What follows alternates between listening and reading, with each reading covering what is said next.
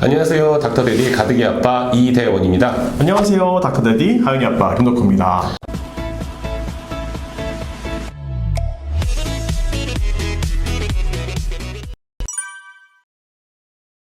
김덕호 선생님 병원에도 화상 환자들 많이 오죠? 엄청 많이 오죠. 뭐 네. 어른이건 애들이건 하루에도 굉장히 많이 오는 것 같아요.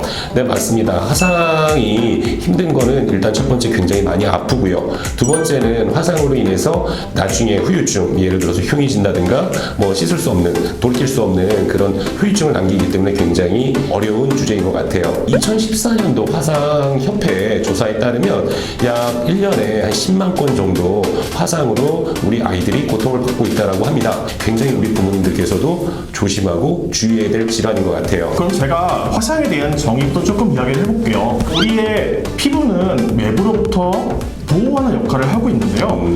뜨거운 물질이나 아니면 뜨거운 물, 열 이런 거에 피부에 손상을 입게 되는 자체가 화상이라고 되어 있어요. 조금 그러기 전에 한 가지 생각할 게 있는데요. 네. 우리 피부는 여러 개의 층으로 되어 있습니다. 그 중에 가장 밖에 있는 건 표피, 그 밑에는 진피층이 있어요. 그리고 그 밑에 있는 피하 지방층, 그 밑에는 근육과 여러 가지 기관들이 있다라고 되어 있는데요. 화상에 따라서 어느 층까지 영향을 미치는가?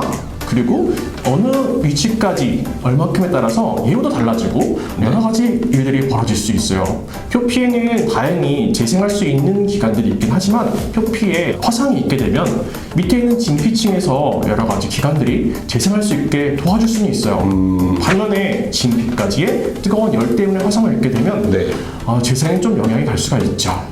네, 화상은 하윤이 아빠가 말씀하셨던 것처럼 화상의 깊이와 그리고 화상의 종류로 크게 구분을 할 수 있습니다.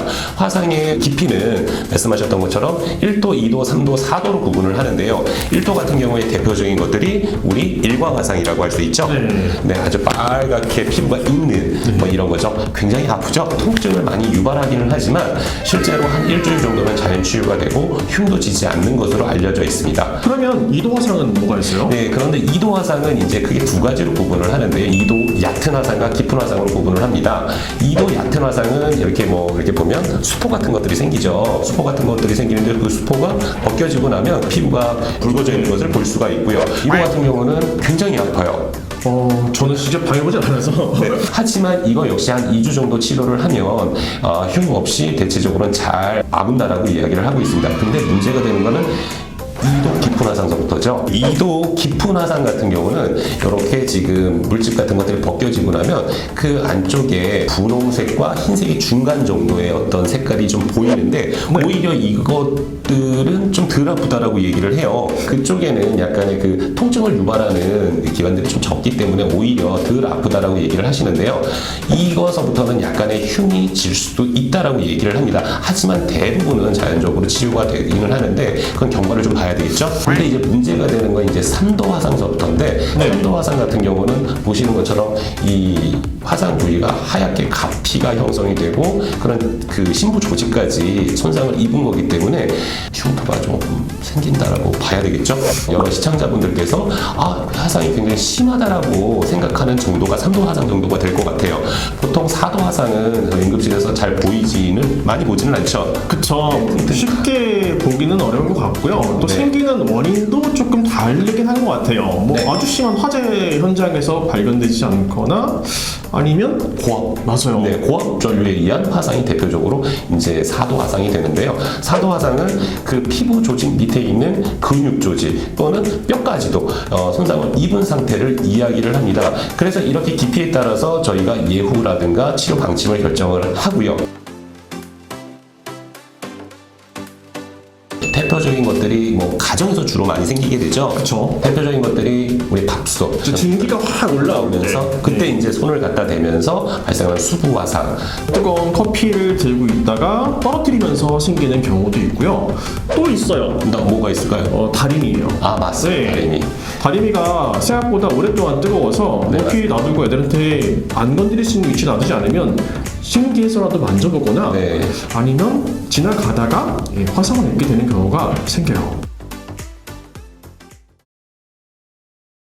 병원에 오기 전과 병원에 오고 난 다음에 치료 두 개로 좀 나눠서 생각을 해볼게요. 보통 응급의학과에서는 저희가 병원을 오기 전 단계라고 하는 이 과정에도 굉장히 많은 신경을 쓰고 있어요. 네, 화상을 입게 됐을 때 제일 첫 번째 해야 할 것은 옷을 입고 있다든지 혹은 반지를 끼고 있다든지 네. 목걸이를 하고 있다든지 귀걸이를 하고 있다든지 이런 게 있으면 빨리 벗겨주거나 빼줘야 돼요. 왜 그렇죠?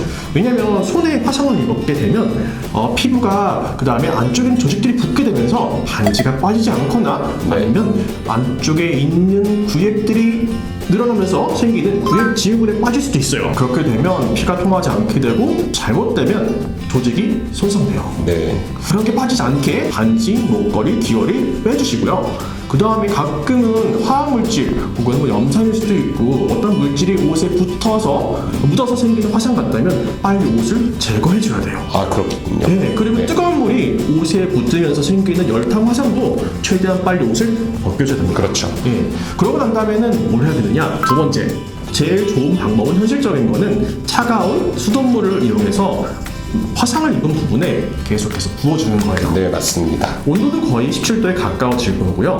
그럼 언제까지 하느냐? 혹시 아시나요? 보통 최소 10분 이상을 하라고 얘기를 하고 있습니다. 그럼 보통 권고하는 바는요.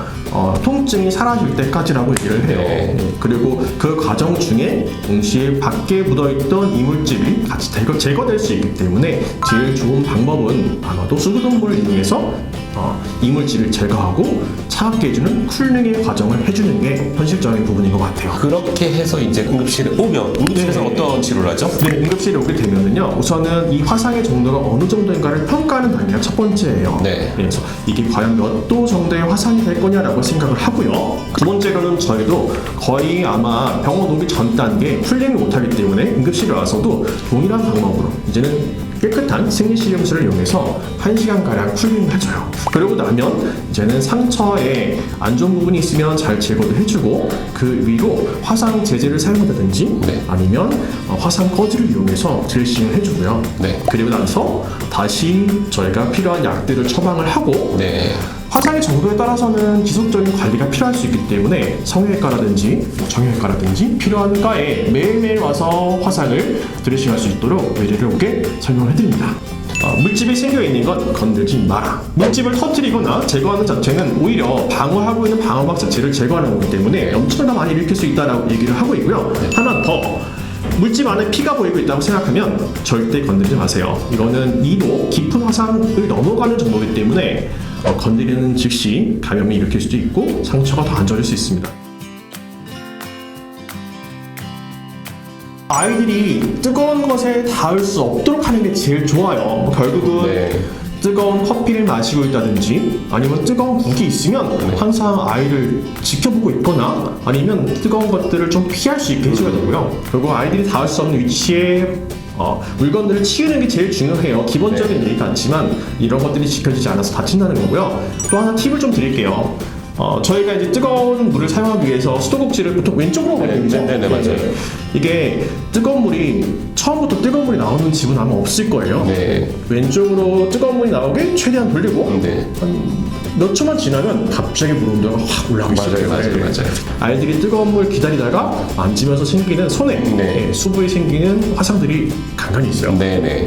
이런 걸 막아주기 위해서 왼쪽으로 최대한 돌리지 못하게 해주는 장치도 있더라고요. 맞아요. 네, 저도 그래서 집에 좀 하나 사고 싶은데 뭐 업체를 소개하는 건 아닙니다. 네네. 이런 방법도 있다라고 말씀을 드리는 거고요. 가장 기본적인 원칙인 아이를 잘 지켜보고 위험한 환경에 빠지지 않도록 하는 것, 즉 부모님 관심 제일 중요할 것 같습니다.